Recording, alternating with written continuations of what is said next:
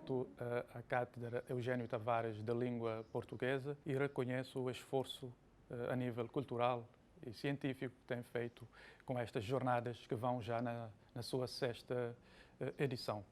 Cumprimento igualmente a professora Mariana Faria por o convite, não é, que me foi endereçado, e ao artista Paulo Rosa por este labor de criação artística e pictórica que fez com este quadro Partindo. Como se pode ver, nós estamos aqui na presença de dois tempos diferentes, de dois autores e de dois artistas que, no fundo, acabam por influenciar-se mutuamente na sua obra. Eugênio Paulo Tavares nasce em 1867 e morre em 1930 na Ilha Brava, após ter tido uma vida de várias viagens, tanto dentro de Cabo Verde como pelo mundo, sobretudo para a América do Norte. E Paulo Rosa, portanto, é um autor que nasce no século XX e que está vivamente presente, criando diariamente a sua obra pictórica e plástica em Cabo Verde, precisamente na cidade da Praia. O objetivo desta pequena conversa, no fundo, é mais incentivar os educadores, os professores, todos os setores que trabalham com a educação, sobretudo também aqueles que trabalham com os manuais escolares, por exemplo, para que haja mais presença, embora já haja alguma, mas para que haja mais presença das artes plásticas, das artes visuais e de outras formas de expressão nos manuais de várias áreas de ensino. Singrando um pouco mais ainda na questão dessa relação entre os dois artistas, há aqui o que podemos chamar de uma fusão de horizontes, ou seja, um horizonte do passado histórico, estético e cultural com um horizonte do presente, onde, portanto, há uma fusão, ou seja, desse encontro de gerações de artistas, nasce um produto, ou nasce um ethos, não é? Um ethos, uma habitação, um habitar poético da linguagem, nesse caso da linguagem poética e da linguagem pictórica. Ou seja, podemos falar aqui de um fazer poético e de um fazer pictórico, né? Entre esses dois artistas de gerações diferentes.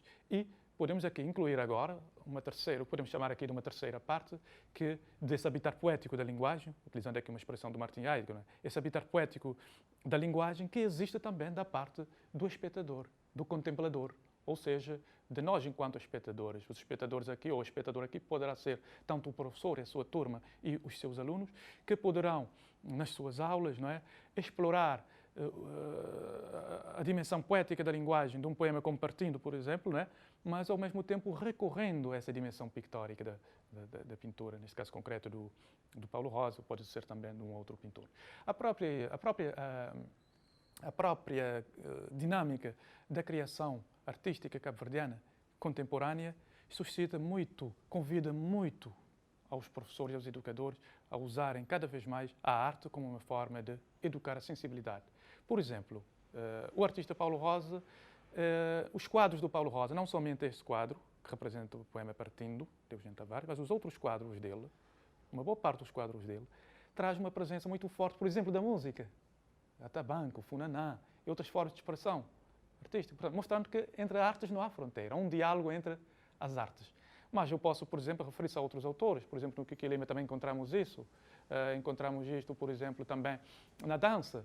É só irmos, por exemplo, à peça Cora de Dona do Raiz de Polon e vermos que ele representa o Cora de Dona, não é?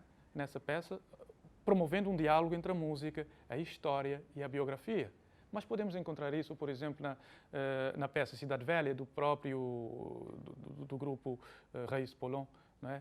Na criação de Mano Preto, onde, por exemplo, ele mostra-nos, portanto, uma relação. Ao mesmo tempo, aquela peça mostra uma relação entre a dança contemporânea, a música, por exemplo, do Mário Lúcio e de outros autores, a poesia de José Luís Tavares, não é?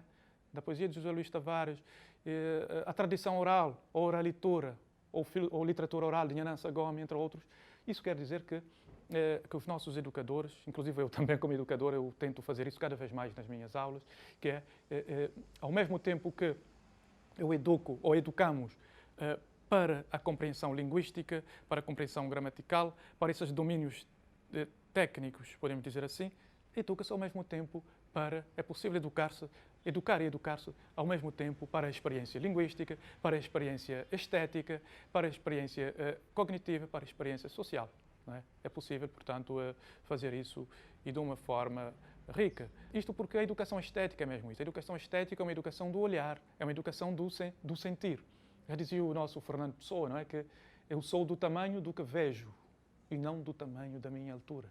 Ou seja, o ver e o sentir, não é? O ver e o sentir são dimensões fundamentais da existência humana para mostrarmos que não há uma separação, digamos assim, entre o sentir, entre o sensível e a razão, como a própria história do pensamento ocidental muitas vezes alimenta. Não há essa separação. Porque todo o sentir é um sentir compreendente, como dizia o Heidegger. Todo o sentir é um sentir entendedor. Portanto, todo o sentir, ao mesmo tempo, é uma forma de pensar. Agora, podemos perguntar, nem todo o sentir é uma forma de pensar. Não é? Um sentir artístico, um sentir estético, não tem que ser necessariamente um artista, mas um sentir estético de ficar emocionado perante uma composição, perante um quadro, perante um texto literário, isso faz com que haja pensamento. O Piaget, por exemplo, Jean Piaget já dizia que a emoção, ou seja, o sensível, está para a razão, assim como combustível está para o automóvel. Um automóvel sem combustível não consegue deslocar-se. Também, não é? Uma criança que não é educada com o espírito sensível, com o trabalho do sensível, com o trabalho da emoção, com o trabalho da liberdade, como dizia o Rousseau, deixar a criança cair para poder aprender a levantar-se. Toda essa confiança nela, na questão do movimento. Aliás, o movimento é uma coisa artística. A dança, por exemplo, a pintura, né? O cinema. Então, toda essa confiança nos movimentos, na liberdade da criança, faz com que, não é, haja uma pátria, que é a infância. E que quando a idade da razão chegar, que é aos 7 anos, né, em termos da psicologia, essa razão vai encontrar, portanto, o lugar para pousar. Portanto, será uma criança equilibrada, em princípio equilibrada. Então, neste sentido, que a educação estética é fundamental. É possível, por exemplo, convidar os artistas, os pintores, os escritores a irem às escolas. E mesmo a própria educação já é uma arte. Né? Dizia o Paulo Freire, o nosso Paulo Freire dizia: a educação é a criação de condições para que o sujeito possa ler e escrever a sua própria vida. É criação. A educação é criação. Ou seja, a dizer que a educação é criação é falar da educação como arte. Né? Como arte. Portanto, a educação já é uma arte. Já é uma arte que, no fundo, o que faz, no fundo, é esculpir o interior, a própria subjetividade do indivíduo, da criança, do jovem, do adolescente, do adulto, do velho, por que não? Não é? Porque estamos sempre em processo de aprendizagem. E se a educação é uma forma de esculpir, de moldar, mas de uma moldura aberta, de moldar para que esse indivíduo consiga transformar-se a si mesmo e transformar o ambiente circundante. Nada melhor do que, portanto, a arte e a educação estética para empreender esse trabalho, essa tarefa. Como dizia o Herbert Reed diz que a educação estética não tem que ser necessariamente arte, mas é a função que os componentes estéticos desempenham na educação. Então, a educação estética deve ter essa função fundamental, porque uma criança ou um indivíduo, um adolescente que sabe fazer uso dos sons, não é um bom músico, por exemplo. Não é? Que sabe fazer uso dos movimentos, é um bom dançarino. Que sabe fazer uso dos materiais, é um bom artífice, porque sabe trabalhar com os utensílios. Então, essa ideia de movimento, de sons, de cores, estão, portanto, nos poemas, nos quadros, nas coreografias. Se tudo isso existe. E se em Cabo Verde temos uma riqueza nesse nível, então temos que cada vez mais utilizar essa riqueza para o nosso contexto pedagógico, didático, científico e cultural. Por exemplo, se permitem só recordar mais um bocadinho Eugênio Tavares. Eugênio Tavares é um autor que, por exemplo, Eugênio Tavares, ele foge para a América em condições que dá para teatralizar. Ele foge vestido de mulher, disfarçando-se para não ser preso pelas tropas, não é? Então, se foge, essa já é uma teatralização que pode ser usado pedagogicamente, mas o próprio movimento de saída da Brava em direção à América, onde escreve no mar, mas também escreve na terra, funda o jornal Alvorada na América do Norte, depois regressa. Tudo isso é fílmico, é um discurso fílmico. Como diz a Isabel Lobo, é um discurso fílmico. Parece que estamos a ver uma fita de cinema, o Eugênio Tavares indo, escrevendo e voltando. A ideia do movimento está aí. E o Paulo Rosa, pronto, representou muito bem no quadro, né? Esse distanciamento de ver a sua amada e a montanha, ou distanciando cada vez mais da Ilha Brava e vendo a figura pequenina. Tudo isso vê-se que o indivíduo, o Eugênio Tavares enquanto sujeito que está no quadro, né, de costas voltadas, ao mesmo tempo vendo a amada, tudo isso tem a lógica do movimento, mas tem uma lógica interessante, é que o indivíduo vai fugindo, vai saindo da terra, mas a alma fica na terra. é o corpo é que vai, não é? Mas a alma fica, a ideia de identidade. Então, no regresso, esse corpo, melhor, que esteve na América, né, vai reencontrar-se com a sua alma que ficou na Terra, que ao mesmo tempo é a alma da Terra e a Terra da alma.